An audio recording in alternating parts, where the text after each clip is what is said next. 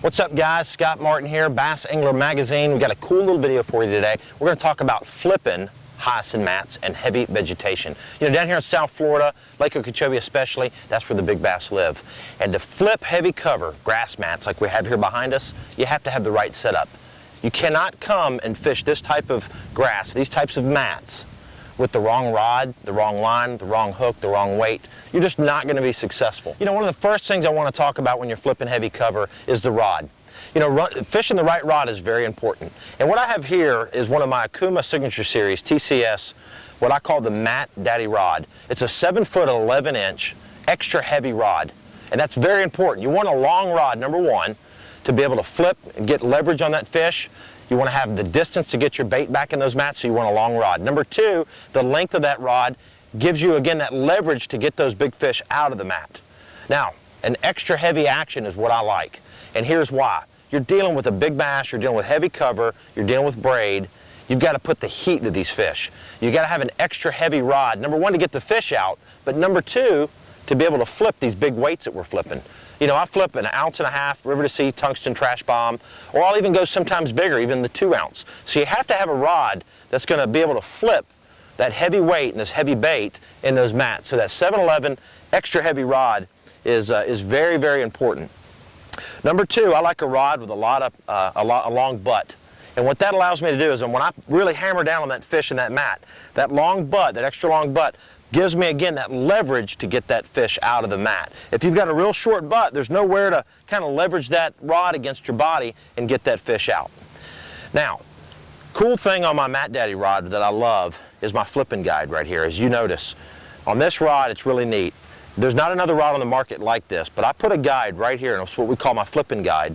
And number one, it gives you more leverage, more strength, but it allows me to pull line from that guide there, which is nice. So when I'm flipping in these mats, like we are here today, I can plunk it out there, and I'm pulling line from this guide, which allows me to keep the line from getting wrapped in the fishing reel right there. See how a lot of times if you pull line from here, it gets wrapped in the handle.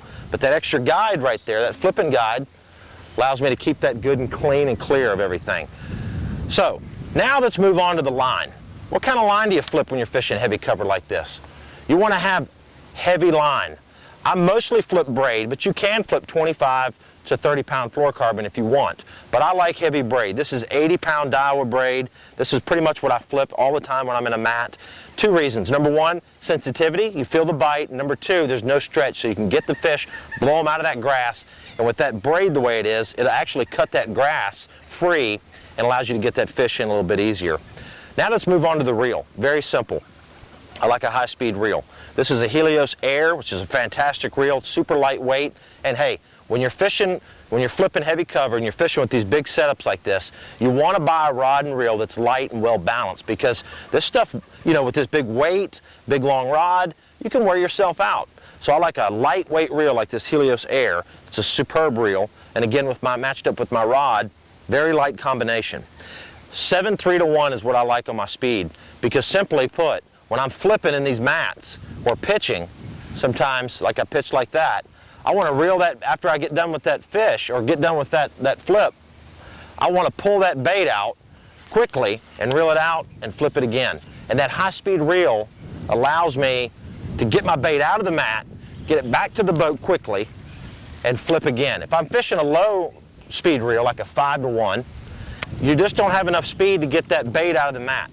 So, very simply put, when you're fishing heavy cover like we are here behind us, get a 7-foot 11-inch rod, extra heavy, get a light reel, get something that's comfortable that you can fish with all day. Heavy braid, 1.5 ounce, 2 ounce weight, hey, and of course, a heavy-duty flipping hook like the TK130 here Trocar makes. Fantastic point on it, superb hook. Get your favorite little creature bait like I have, this little bruiser. This is an Avenger, dark color here on Lake Okeechobee, black and blue, little silver flake. You know, after you get the right setup, rod and reel, line, weight, all the things that you need to do the flipping, you need to know what to look for. You know, there's probably a lot of grass mats at different lakes that you go to, but finding the right type of grass mats is what I really key on. And right here behind us is a perfect example. We have a floating grass mat. These are dollar pads and water hyacinths all mixed in here. But one of the key things to this that lets me know this is a good spot is I can see up underneath this mat. This mat here behind us is floating on the water. And so I know there's open water caverns underneath this mat. And that's going to allow a great hiding place for those bass to get. Number two here when you're flipping heavy cover and hyacinth mats, anytime there's vertical cover, like we have here, these cattails that are sticking up inside the mat, those cattails are going all the way to the bottom, which gives you a nice vertical piece of cover underneath the mat. And a lot of times that's where these fish will position themselves. They'll position themselves in the mat in between all that vertical cover. Now, you don't have to have vertical cover, but if you have it in the area, it's always a good place to kind of flip your bait into. Now, simply put, when I flip out here, I want the bait to go straight to the bottom. There's a couple different ways I do it, but for the most part, I flip it in, or pitch it in, whichever, right by that vertical cover. Let the bait go all the way to the bottom, 3 or 4 feet deep here. The bait is on the bottom. I put the reel in gear, and then I lift the bait up. There's one right there. Just like that. That's how you do it. You flip it in, lift it up, and they'll grab onto it. And I tell you what, if you do this technique, yo-yo it a few times, flip it in, lift it up and down, that's the one way. Now I'm going to show you the second way I like to flip the mats, especially when it's cold out. I'll hold the bait up in the top of the mat. Let me show you. All right, so now, we showed you how I like to flip in the mat. First flip, I catch one. That didn't happen every day, guys. And by the way, we did not have my dad's scuba diver down there hooking that fish on. That was a real live deal. But that's how we do it. We flip it in, we yo-yo the bait 2 or 3 times underneath the mat, and then pull it out. That's pretty much how I fish it, probably 80% of the time.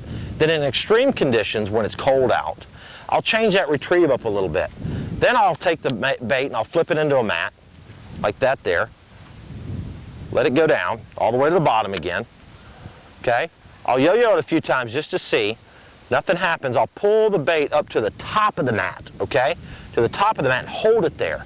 And I'll do little light shakes with little pauses. I just basically want the tentacles of that creature bait, that Bruiser Avenger, sitting underneath that mat dangling down. And what it does is it imitates a crawfish hanging onto that grass. And those big bass, especially when it's cold out, will sit high in the water column underneath those mats. And with that bait tangling underneath that mat like that, again, it looks like a crawdad, those bass will come up and bite it. So I'll hold it at the top of the mat and then pull it out, flip it to another spot, flip it over here. They go all the way to the bottom, lift it up, yo-yo it a couple times. I'll still do that, and then pull it to the top of the mat and hold it there. And just shake it, shake it, shake it, shake it. 10, 15 seconds, sometimes colder, the longer you leave it in there. But on a normal day like today, again, I'm going to do the traditional style of flipping where I'm flipping it in, letting it go to the bottom, yo-yoing it 2 or 3 times, and that's how you get bit. So do those tips, get that type of rod set up the next time you're out fishing, and hopefully you'll catch a big old bass.